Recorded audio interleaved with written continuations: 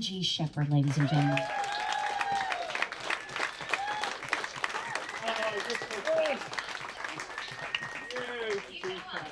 You know I know you are. I don't tell a fib. I know you. How y'all doing? Everybody had a good time so far? Oh my gosh. I'm kind of like you. I think Kelly and I are just going to go ahead and, they got these things now where if you want to live on board, Ah, you can just, for like so much a year, wouldn't that be you good? can just live on board. You got a hospital, you got maids, you got food, You got food? entertainment. But I think the food problem. I don't know, Kelly, you want to go home. You want home. She wants the See- puppy dogs. See the baby Coco. Baby Coco. Mm. Aw, I am thrilled, and I meant it with the bottom of my heart to wrap up this week. There's nobody. We saved the best for last. Oh, come on. No, I'm not coming home. And I learned something. So for the times that I have interviewed you, I'm going to just kick it off this way. I've always remembered, like I remember Tracy Lawrence has had 13 number ones. So-and-so has had this many number ones, because in my line of work, you do your homework and you know the people that you're talking to. This man has not had 21 number one hits, as we've all thought he has. It's actually 22. We've all been wrong the whole time. I forgot one. Which one did you forget? Kelly, we got ready to do the chemistry album that we just finished, I want to talk about that. our duet album, and we got ready to record it. She said, why don't we do that song that Teresa Berg, who was married to Jeff Hanning, the Nitty Gritty Dirt Band, and Bobby Braddock wrote called Fakin' Love. I said, oh, I forgot about that one. And Kelly said, wasn't that a number one? I said, yeah, it was. She said, well, you're advertising 21, you've actually had 22. So any others we're overlooking, honey? My new PR agent. Yeah. I bet, you mentioned chemistry. Let's just dive off there, because we're just going to get personal and Sure. just visit. This is called visiting. I know the answer already, but I want to hear it from you. How is it working with not just your spouse, your partner, your mate in life, but someone who is equally as talented and can match, your prowess, I guess, Well, your gifts. It's a blessing, really. How lucky am I to get to come home off the road each week and be married to somebody who knows exactly what I went through that week. Mm-hmm. She's worked the same stages I've worked all over the world, written songs, knows all the people that really count in this business. And to come in off the road and tell her maybe something she can relate. So it's good to have someone who understands what I do for a living. And I say this all the time, that I did finally wind up marrying the girl of my dreams. And we've been together 24 years. And she's been low maintenance until lately. Oh, Oh, yeah. well, way to turn the tide on that. Well, But- what, so until lately, did she? Well, she just, I don't know. I really and truly, and I mean this, I work on the road to make sure that she has everything in life that she needs to be happy. Because I've always believed this: happy spouse, keep the house. So I want to make her happy. No, Kelly is not really high maintenance. I laugh. No. I make a joke about that. I But know. no, it's great to be married to Kelly. It's just, she'll wake me up at 3 o'clock in the morning and she'll go, huh, honey? And I'll go, what? I just wrote this song. Will you hear it? And I say, it's 3 o'clock in the morning. She And, says, I just wrote a song. That's What? when she writes in her sleep, and she's in the tub or in the swimming pool. That's when Really? she'll wake me up and write. But what a great writer! She just wrote the new Tennessee State song. No kidding. It's in there now with Rocky Top and Tennessee Waltz, and it's called Under a Tennessee Moon. And Governor Lee just gave her the proclamation last week. So Governor Lee gave it a proclamation last week. Oh my word! I'm proud of her. Congratulations! Yeah, I'm telling you. Oh, I know, but I know. You're more interesting than I am. But congratulations, Kelly. Yeah. So well deserved. I want to hear that. But working alongside her, when yeah. you go in to record, I mean, how is that to, a lot of people don't work with their spouses. I have the pleasure of working with mine, and I want to hear your perspective on the dynamic that it brings. Well, it's different because we're two different human beings, and when we get ready to record music, we sing in different keys. Mm-hmm. So you have to be able to find those songs or work those songs out that both fit you vocally. Mm-hmm. And with Kelly, she is a perfectionist like I am. I'm just.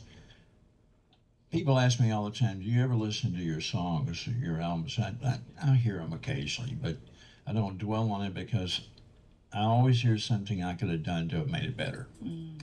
And I'm just such a perfectionist, and she's that way too. So it makes it very difficult sometimes when you've got two people who are hard to please with what they're doing. And Do you have to leave that up to the producer at that moment, or are well, y'all we producing? produce our own records. Well, see, then the conundrum keeps going around. There you go again. We get into it again. No, but you know what? I always listen to Kelly because I have learned if there's someone that I truly respect their judgment on something, I will listen. I'm not one of these guys that is deaf to what she has to say. I listen to what she says, and 9 times out of 10, she's always right. So, Well, she has your best. yeah, at heart, she has my best. She's not only, I'm talking about you like you're not here, Kelly, but she's not only, listen, Hey, honey, I didn't know you were here. she's not only listening from an artist's perspective, but she's listening from you. She's your spouse, and she wants the best for You you. know what, man? Yes. I like this person y'all are talking about. Keep on. You are loved. It's hard not. It's really not that hard. I mean, we love performing together. We're doing more concert dates together now. Good. We're going out now and doing an evening with T.G. Sheppard and Kelly Lang. That's great. And they're acoustic type shows, and we get a chance to do a lot of storytelling, That's which good. I enjoy. I think it's good to go hear someone sing, but when someone is a performer that can talk to me and tell me something I didn't know about themselves or about the music they've done, I'm thoroughly entertained if an entertainer will talk to me. So I love to tell stories. Well, that's We why do a lot of that. we're all here. Yeah. Because we want to hear things. And I'm writing my book, You are? and it'll be out probably sometime in the next 20 years. I'm a procrastinator, let's face it. No, I'm finally just now starting. Kelly's been on me about this. You know, you got to write this book because if something ever happens to you, the stories will die. No one will ever hear them. So, you know, I'm mapping the book out now, and it's just so much there. It's just so hard to get it all in a book. I don't know if it'll take maybe another book, but I've been so blessed since I was 15 years old when I was a runaway to have all this happen to me in my life. I said this to TG backstage, and I want to share with you what I said of all the times that I've, gotten to interview the two of them at WSM. They've always been short, and I shared that with you too. I learned something about him just last night after the Opry show that I never knew. I knew that you were friends with Elvis. I know your radio show. I know there's an Elvis connection. I had no idea the story. And if you would just open up and share what I learned last night, you may not know a lot of this, so please, if you don't mind sharing. No, I always enjoy talking about him because he really altered my life. From 15. years old. Yeah, 15. I told my mom when I was about 12 or 13, I said, Mom, someday I'm going to meet Elvis. And he's going to be my friend. And she said, now, honey, don't want you to get your hopes up because the chances of you meeting him are astronomical, let alone being his friend. But I always knew it was going to happen. I just knew it. So at 15, when I was a runaway, I hitchhiked to Memphis. And I actually was living in the alleys of Beale Street and eating out of garbage cans to survive. And late one night, I went to a skating rink. A friend of mine worked there, and I could skate free. And after we got through skating at midnight, I'm standing out in front of the roller rink. The lights were out, and 3 or 4 Cadillacs pull up. And I look at the cars, and Elvis gets out from behind the wheel of the lead car and walks right over to me, and he says, where are you going? I said, well, I'm leaving. They're closing the rink down. He said, oh, no, they're opening it up for me. He said, we play a little game in here each week called Kill on skates. And I'm a man short on my team. Will you be on my team? And I said, well, but I was in shock. But I always knew I'd meet him, And I went in and skated with him, and it was football on skates, and we were all suited up just like football players. And after that 4-hour skating session, he turned to me and he said, you hungry? Of course, those days I was starving to death. He said, come on, we'll go up to Graceland and get a bite to eat. I'm having to pinch myself at this point as he's driving up the driveway in his car, and I'm in the back seat. And I'm going, this just can't be happening. And we walk in the back door of Graceland and had the famous peanut butter and banana sandwich. For real. Yeah, I had 5 of them. I was starving. And that was the start of a friendship that lasted until the day he passed. And it just, I can only tell you this about Elvis, that he was probably the most spiritual individual that I have ever been in the presence of. Mm. He would sit and read me the Bible for hours and give me his interpretation of the scriptures. And that was instilled in him from his mom when he was very young. And he was just a very strong believer in Jesus. And that made me love him even more. The fact that he would share that side of himself with me. And he really and truly, when he gave me my first tour bus to get me started. Wait a minute. He gave you your first tour bus to get... You gave me? I'm still back at Elvis pulls up at a Cadillac at 15 years old. I'm sitting here as stumped as I've ever been stumped, learning these things with you all. So he gave you your first touring bus. This happened one night. He called me up, and I was at home. It's about 2 o'clock in the morning. And later on in life, after in my 30s at that time. And he said, I need to see you out here at the house. I said, yes, sir, okay, I'll be right out. So I get in my car and drive out to Graceland. He's headed out the front door with his cape on and his hat. He looked like he was in the Shaft days. He was dressed like a... And I said, where are we going? He said, we're going to Dallas Fort Worth. We're going to Love Field. I said, now? He said, yeah, I'm building an airliner. I'm building a plane called the Lisa Marie, and I want you to see it. And I said, okay, that's cool. So we get in the limo and we drive out to this little jet that he had just bought. How many of you have been to Graceland before? Okay. There's 2 jets there, of course. There's the big one, Lisa Marie, and then there's a small Jetstar next to the Lisa Marie. And he had just bought that Jetstar that day, the small one. And we got on that plane to fly out and see the Lisa Marie being built. And on the way out there, we were sitting knee to knee, just like this, just talking. And he said, oh, by the way, I bought you a bus today. I said, I don't even have a band. He said, well, you're going to need a bus. He knew you were singing at the time. Oh, yeah, no, his favorite song on the radio at that time was Devil in the Bottle, which was my song, and he would run around Graceland singing. And but he didn't know it was me, because he knew me as Bill Browder.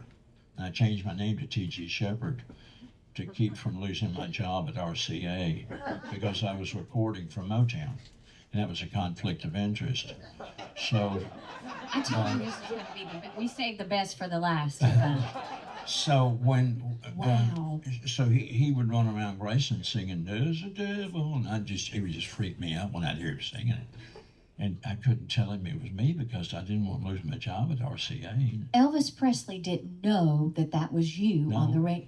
No, he didn't. Wow. So one day I walk in the back door of Graceland, and he's sitting in the jungle room with his feet propped up on the coffee table, and I heard him say, "Bill?" "Yes, sir." "You could have told me you were that Sheppard guy singing that song I like on the radio." I said, "I couldn't tell you, Elvis, because I was afraid I'd lose my job at RCA. I'm recording for Motown." He said, "Well, you fool, don't you know that I am RCA?" And he was the biggest artist they had. So then when he finally found out that it was me singing, he decided I needed a bus. So That day on that airplane, he told you he got you a bus. yeah, and he sent J.D. Sumner and Larry Strickland, who was married to Naomi Judd. He sent both of them on a private jet to North Carolina to find me a bus. And the next day, he made a big production out of it. He called me, he said, "Need to get out to the house, your bus is here." I said, "Oh, Lord." So I walk in the backyard, and he had hidden the bus behind the barn at Graceland. And then he told him to bring the bus out. So they brought the bus out, made a big production out of it. And he gets on the bus with me and drives it with me to my house. And my next door neighbor lost her mind. My next door neighbor was like the lady in Bewitched. Mrs. I mean, she just... Mrs. Kravitz. Yeah. Mrs. Kravitz. Miss Kravitz. She would just lost her mind out in the front yard. She's going, "That's Elvis Presley." And she goes back in to get her husband because she was just freaking out. And so, shortly thereafter, Elvis gets back in the limo that followed us, and he went back home. But anyway, that's how the gift of the bus came about, and that'll have to be a whole chapter in the book. More than. Oh, But my it was an incredible thing. I mean, he was just, people ask me all the time, what was it like just being around him at home? He's just like us. There was no ego ever, and he was one of the most down-to-earth human beings that I ever knew. And he was he was a gift to the world. Yes, he was. But he never knew he was. Mm. And that's why he never had an ego. Miss him every day. Mm.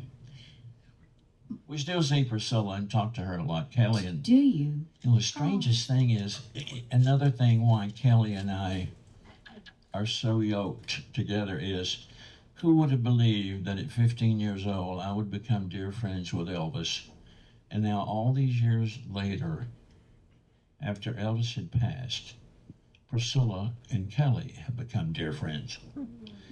What's the chances of that happening, So they talk a lot on the phone, and we spend time. Matter of fact, she showed up at Kelly's birthday party a couple of years ago and surprised her and walked in. Wow. We're very blessed. God, I could sit for days and tell stories. Well, we have 45, we got 25 more minutes. Yeah, as Just much time as you need. roll on because, I have to I want to hear more, but I want to get to, by the way, my mama took me to see Elvis in 1976 in Jackson, Mississippi, and he was my hero. Really? Well, you don't need to hear this from me, but I was Yeah, I just do. a little tight, and we had nosebleed seats in this Coliseum, and I was so overcome. Do y'all know when y'all have dreams that your legs are stuck in cement? That sounded like Ellie Mae, cement. But that I was so torn up as a little girl that I was going to see Elvis, torn up. I couldn't walk, and the ladies at the thing said, "Just let her sit here and hang her feet over the mezzanine." And I was just this little girl crying and screaming like I was seeing the Beatles, but I was seeing Elvis. And my mom bought me a button in the concession stand that I still have to this day. that I treasure. So that's my Elvis.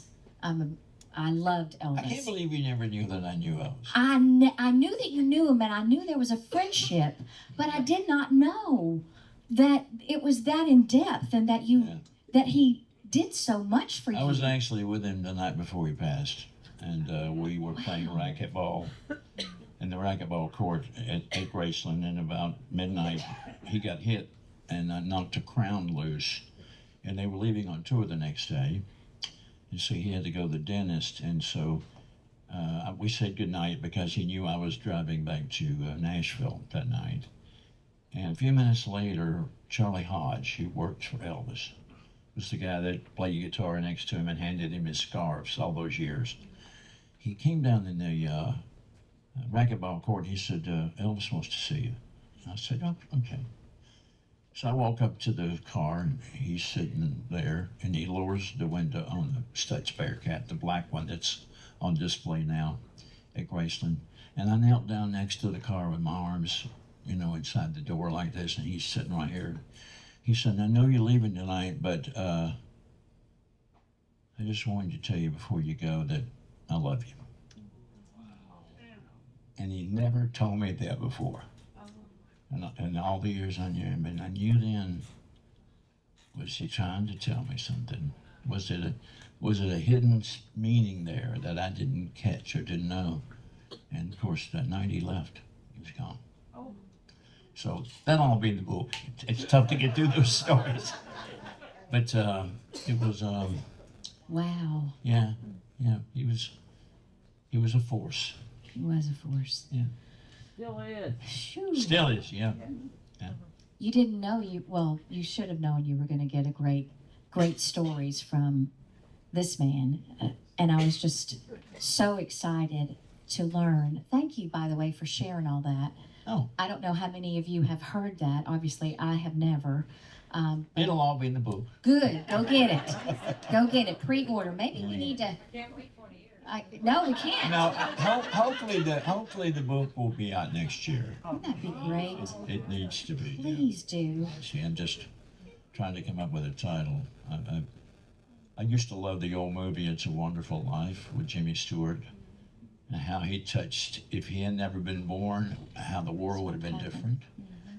And so with all the people I've met in my life and my career, I have thought about entitling it, Yes, It Is a Wonderful Life. Please do. But Kelly thinks I should call it The Real Forrest Gump. Because she says you were at all these places in your life that you shouldn't have been there, and you got to know these people. So she thinks I'm Forrest Gump. Well, with the Elvis story, I would say yes, but I like Yes, It's a Wonderful Life. Would you please help me with a big, huge round of applause? Celebrate 50 years in country music of T.G. Sheppard. It's gone by quick. We're on our 50th anniversary tour now, 50 years of making music. And if we come to a town near you somewhere, whether it's Kelly and myself or whether it's me and my full band show, I do hope you'll come and catch the show because it's a very exciting year this year to celebrate 50 years. Let's start with a few of your songs, can we? Sure. Because I want to, again, no telling what I'm going to learn, and I hope you all do the same. I just want to hit a few of your hits and tell me how they came to you. Tell me how they were, whatever you want to tell. Where do you want to begin? Party Time. Party Time. Big song, jukebox record of the year in 1981. I had a great record producer. His name was Buddy Killen. And in Nashville, he owned Tree Publishing, and he had all the big songwriters, and I got a chance to hear the songs first. But I went into the vault, what they call the vault. It's a room in the publishing company where when songwriters write songs, they demo them and put them in that room, and then when artists get ready to record, they'll push them to artists. And one day I went in the room at Tree Publishing, and I saw a tape in there. It said Party Time on it. And I took it out, and I heard it, and I said, that is a hit. I took the tape and I ran into Buddy's office and I said, Buddy, I just found a song I got to record. This song, Party Time, is a career song. He said, oh, you can't do that one. I said, why? He said, Jerry Lee Lewis is recording it tomorrow. I said, are you kidding me? Well, the next day, for some reason, Jerry Lee didn't record it. And I ran into the studio and recorded it, and it became a monster hit for me. So that's how, there's a story behind every song.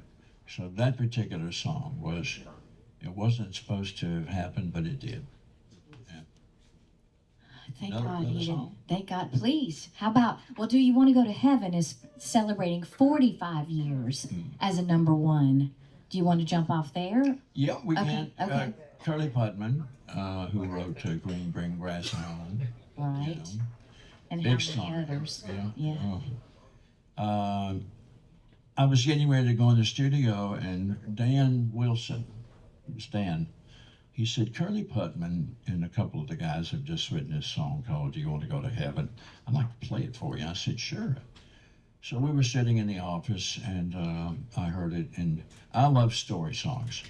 I think country music is suffering today because Yes. the story songs have gone away. It's more of a beat and a feel. Not every artist, don't get me wrong. There's a lot of great storytellers out there right now. Luke Combs, Blake Shelton is a great storyteller. But we've gotten away from that. So when I heard this story, I said, oh my gosh, I've got to record that. So it's just one of those magical songs that, you know, you record it on Monday and release it on Tuesday, and it goes number one on Wednesday. Fast record. Destiny. And so that's how that came about. I think your whole life is destiny. Yeah. I mean, Yeah. it's obviously No for doubt. all of us it is, but you just have these distinct moments, the Forrest Gumps, like you were talking about. Carry us to another number one. Oh, wow. There have been so many. I got to tell you about one that I didn't make. It's a great story involving Kenny Rogers. Kenny and I were on tour, and I had recorded this song we were just getting ready to release off of one of my albums. It was a history-making song for Kenny. And we finished playing the Arizona State Fair, and Kenny had his own private jet that he flew in and out of, and his limo didn't pick him up. And he said, would you give me a ride to the airport and so I can get in my plane and go home? I said, sure. So we get in the car and we go out to his plane, and he said, look, I want to play you my new single that's coming out tomorrow, and you're going to love this song. And I said, oh, okay, yeah. And so he puts me up in the plane and puts the headphones on, and I heard the song, and I thought, oh my God, Kenny, I'm just getting ready to release that. And he said, too late. And the song was, and she believes in me. I missed that one. What? Oh yeah, she believes in me. So I mean, you know, you miss a few of those. You know, you don't always get them. But What? I don't know how. I just wanted to tell that story about. Sometimes it's not your hits; it's sometimes the ones you missed. And so Kelly wants me to do an album of songs that I missed. Did you? There's a lot of them. Well, did you stay right? Another one that I missed was Yeah, tell Once Was a Thought Inside My Head, Rolling with the Flow. Charlie. Was written for me as a birthday present on my 30th birthday. And then, of course, it was recorded by Charlie Rich. Had a Who wrote monster. It was written by, Jerry Hayes. Rolling Jerry- with the flow. Rolling with the Flow. She This believes opening in line was, once was a thought inside my My head, head. before I'd reached 30, I'd be dead. Yeah. And he wrote that and gave it to me as my birthday present on my 30th birthday. Wow, But did I y'all missed know that one. this? And there's others. There's tons of them like that. But anyway, another one of my songs that came along that, when you've had so many number ones, it's hard to pick the ones that 22. your favorite. Finally was a big ballad for me, finally. Yep. And I'm sitting in Buddy Gillen's office one day, and I hear this song, Through the Wall. And I'm going, God, that's a beautiful song. And it was being sung by Gary Chapman, who was the writer of the song. And I told Buddy, I said, I'm hearing a song through the wall here. I got to record that. He said, well, you should say that for your gospel now because it's a gospel song. I said, I don't relate to it as a gospel song. I relate to it as a love song. Whether it's the love of God or love of a woman, whatever. So I recorded finally, and it became another one of those career songs that Gary Chapman had written. So it just happened. It always happens that you're lucky enough to be at the right place at the right time in life when things happen. And God, I have just been at the right place so many times. And so yeah, I am Forrest Gump. Baby. You are. Yeah. 15-year-old and the Cadillacs pull up. I won't ever get over that. I don't think I will either. How? I remember the day, not to go back, but go back. Do y'all remember the day he died? I will never forget that. Mm-hmm. You remember where you were and when you heard. I had gotten back to Nashville, and I was in my office, and the phone rings. My secretary answered the phone, and she says, Chi-Chi, J.D. Sumner's on the phone. I knew then that Elvis had died. You did? It's just sometimes you just get that feeling that comes over you that something horrible has happened. J.D. Sumner had never called me in my life. We knew each other very well. But when I went to answer the phone, I said, J.D., I said, this scares me. And he says, he's gone. He passed away this morning. So I just felt something horrible had happened to Elvis. And lo and behold, it had. But that's where I was when the news came, and then it was just unbelievable. I think I was in denial the first couple of years. Because when someone that big dies and they have all this music that you hear on the radio, and you see their movies, and they're everywhere, it's like they're still alive. You know, although they may be gone, it's, for so long, to me, he was still here. And then one day I just realized that I'd never see him again. And it hit me. No, you will see him again. Yeah. Oh, I'll see him again. Yeah. Definitely. Wow. Okay. I want to talk about the chemistry album that Kelly and I did. I was just about to say. Boy, I we're swear connected. to you. No. I was just about to say I want to go back to Kelly if you will so oblige me. I want to go back to chemistry. We I love the name, by the way. We did an album years ago called Iconic Duets, and we love doing that. We picked our favorite songs through the years. And there was a lot of songs that we didn't get to on that album, and it did so well, it became part of Time Life or Star Vista. Yeah. It's part of their package here. I'm one of their artists at Star Vista.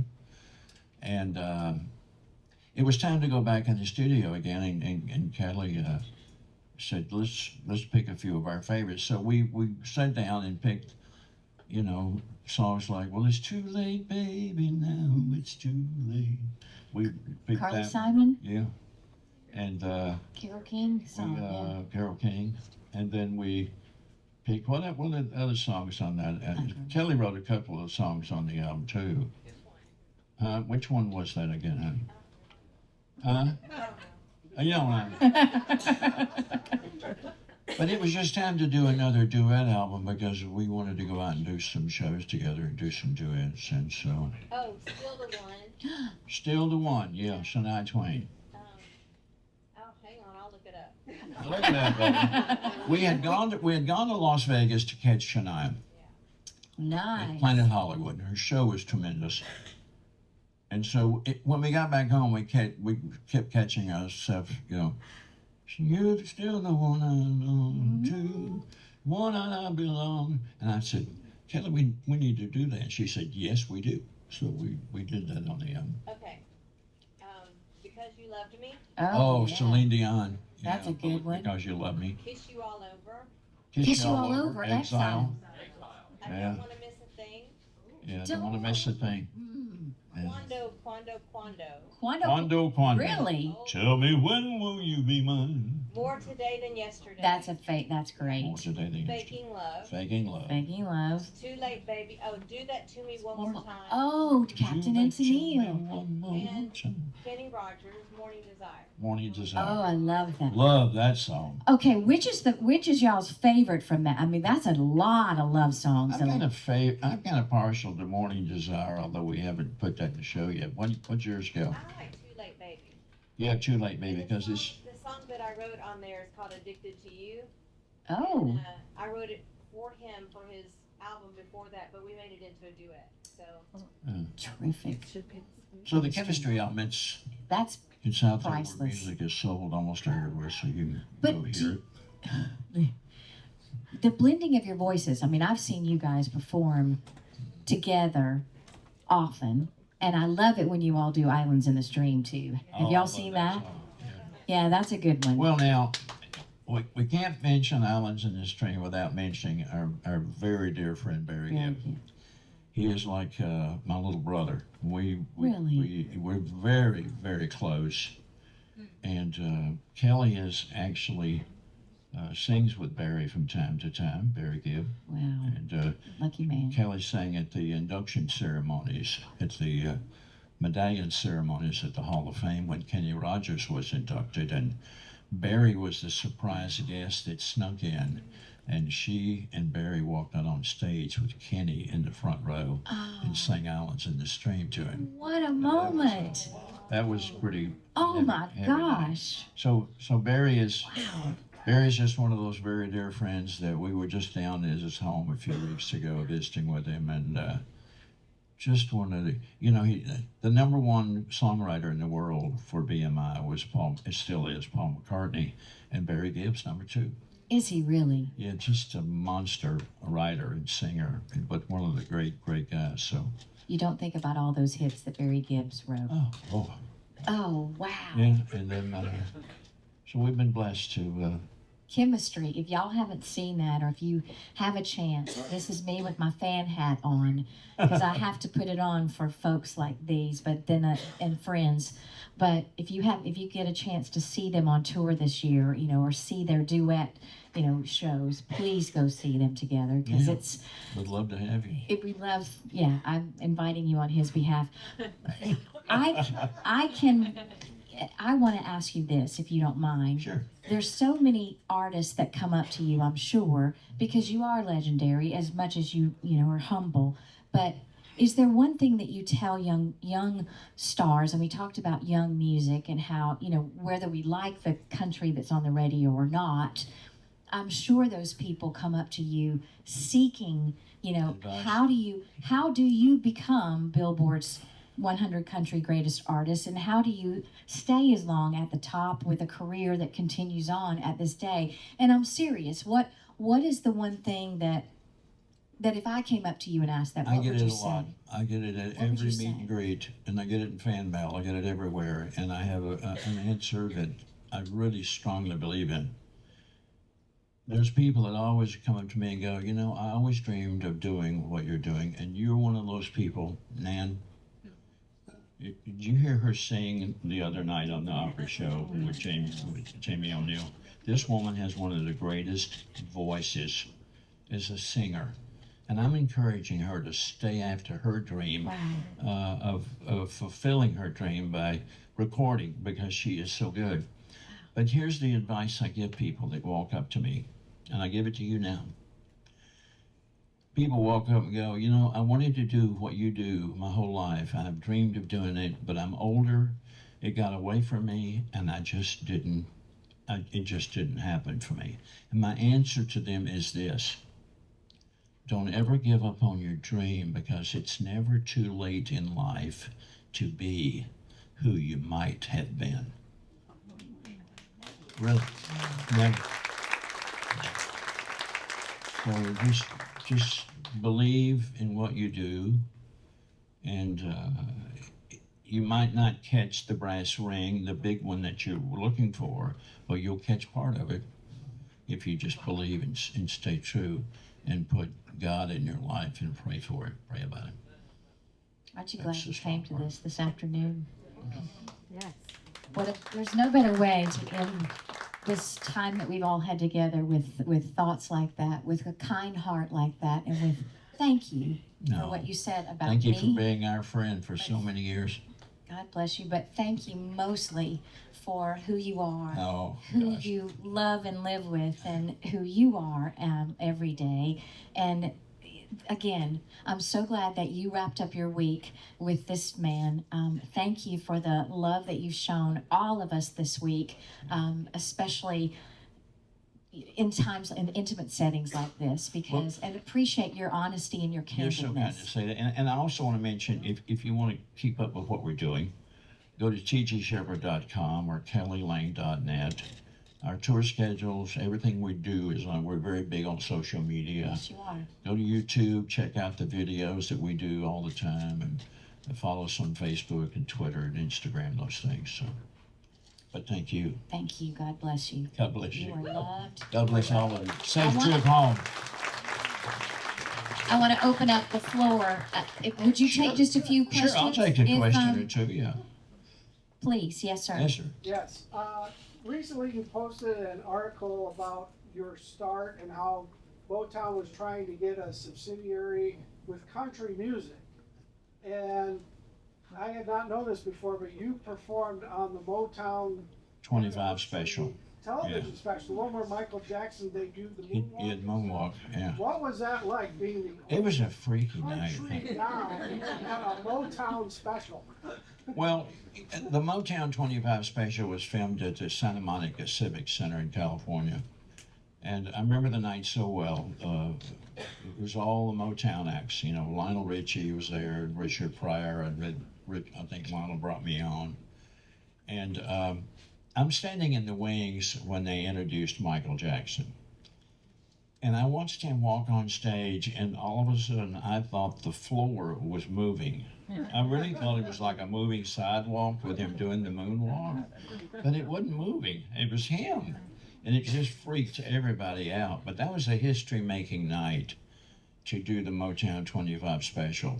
And I have to pinch myself sometimes because I was on there with people like Marvin Gaye and Supremes and just monster acts. I had no business being on that stage with those people Yes, you at that did. point in my life, and it just it was a very exciting time. But that article was in the Rolling Stone just recently, Rolling Stone magazine. That's fabulous. In the Rolling Stone Lounge, here we are. Yeah, well, anybody else got a yes? Another Kismet moment. You mentioned your faith, and I know that's got me through so many difficult times, but can you tell us a story about when you encountered Jesus? He's always been in my life. We drift, we all drift, okay? But I encountered him, I guess, stronger when I became friends with Elvis as a teenager. To have him sit down and read the scriptures to me and give me his interpretation of them, that was very powerful. I don't know, it's like if it's cool for Elvis to love Jesus, it's got to be cool for all of us, you know. So, but my mother was a very, very spiritual woman. I'll tell you a funny story. I haven't shared with many people. I was born at home on the farm, and my mother had me. And back then in the country, you had the baby and you're up cooking dinner that in a few minutes later. You know, it's just that it was the times. And my mother told me that there was a knock at the screen door, and she went to the door, and there stood a man, and he said to her, "A baby has been born in this house today, and I'm here to tell you to protect him because he will make a difference in the world." And then she turned to tell somebody that somebody was at the door, and she turned instantly back, and he was gone. It's like he vanished. So my mother, being a spiritual woman, believed that that guy was an angel that came to give her a message about what maybe I would be in my life, and she always believed that. And so her spiritual side really was my spiritual side too. So that's when you have something like that happen just to you on the day you're born, you listen, because I believe in God winks. I think He speaks to us every day. Amen. We just have to be listening and Yes. be tuned in. Oh, Yeah. did you? Anybody else got a question? Your lovely bride. Boxers Yes. or briefs? What? Wait a minute, I didn't hear you. What'd you say? Boxers or briefs? Boxers or briefs? You would know. It don't matter to me, honey. I don't care. My birthday suit's my best outfit. We cannot end on a better note than that. We'll just keep them guessing. God bless all of you. What a treasure. T.V. Sheppard, you are my friend.